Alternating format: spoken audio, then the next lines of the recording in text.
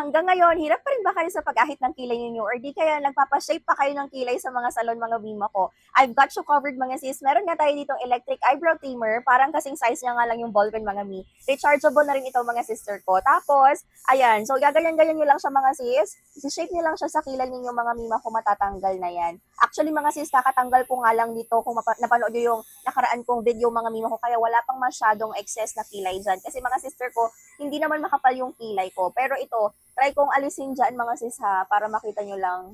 Ang kinaganda nito mga mima ko, ayan o, anytime sa bahay, pwede na nga kayong mag-shape ng inyong kilay, magtanggal ng excess na kilay mga sis. Tapos mga mima ko, safe na safe pa yung mga kilay ninyo. I mean, hindi kayo masusugatan mga mi. Ayan siya. Ano yung nabibili na razor sa my Watsons? Ganun ang ginagamit ko. Hirap na hirap ako mga mima. Pero ito mga sis, ayan lang, o, gaganyan nyo lang, o, i-shape nyo nga lang sa mga kilay ninyo mga anti-mami ko.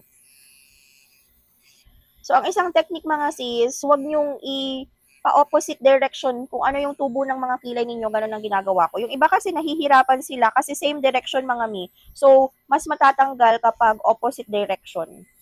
So, ayan mga sister ko, very clean na nga yung kilay ko mga sisil ninyo. O, kilay on flick na nga tayo ulit.